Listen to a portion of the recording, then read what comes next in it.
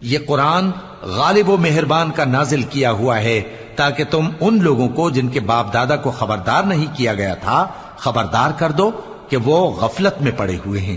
ان میں سے اکثر پر اللہ کی بات پوری ہو چکی ہے، سو وہ ایمان نہیں لائیں گے۔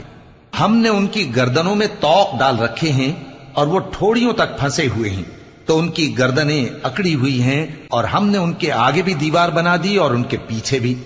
پھر ان پر پردہ ڈال دیا تو یہ دیکھ نہیں سکتے۔ اور تم ان کو خبردار کرو یا نہ کرو ان کے لیے برابر ہے، یہ ایمان نہیں لائیں گے۔